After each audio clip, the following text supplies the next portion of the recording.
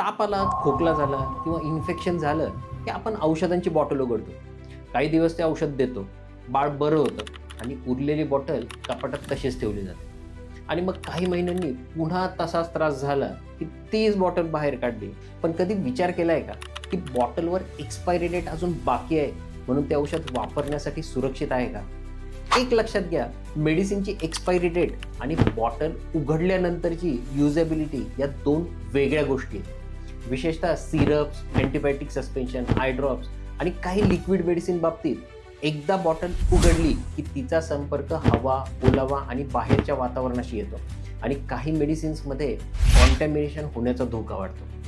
काही मेडिसिन्सची इफेक्टिव्हनेस कमी होऊ शकते, विशेषतः अँटीबायोटिक ड्राय सिरपची. तयार केल्यानंतर त्याचा वापर मर्यादित दिवसांपर्यंतच करायचा असतो. म्हणूनच मागच्या आजारासाठी दिलेलं औषध पुढच्या आजारासाठी वापरणं योग्य नाही.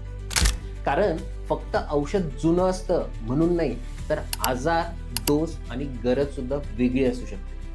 आणखी एक कॉमन चूक म्हणजे स्पून बॉटलमध्ये टाकणं किंवा बॉटल योग्य प्रमाणात स्टोअर न करणं. यामुळे कॉन्टॅमिनेशनचा धोका वाढतो. एक गोष्ट कायम लक्षात ठेवा, मेडिसिन हे फूड आयटम नाही की ते उरलं म्हणून पुन्हा वापरते. ते योग्य कारणासाठी, योग्य डोसमध्ये आणि योग्य कालावधीसाठीच वापरायचं असतं. म्हणून पुढच्या वेळी कपाटात एखादी जुनी मेडिसिनची बॉटल दिसली तर फक्त एक्सपायरी डेट बघू नका, ती बॉटल कधी उघडली होती हे स्वतः विचारा. जमत असेल तर बॉटल कधी ओपन केली हेही लिहून ठेवायची सवय ठेवा. कारण काही वेळा औषध जपून ठेवणं शहाणपणाचं नसतं, ते टाकून देणं हे जास्त सुरक्षित असतं. जर तुमच्या घरात जुन्या औषधांच्या बॉटल्स अजूनही ठेवलेल्या असतील तर आज एकदा मेडिसिन कॅबिनेट चेक करा. औषध जितकं महत्त्वाचं आहे तितकंच महत्त्वाचं आहे योग्य वेळी ते टाकून देणं.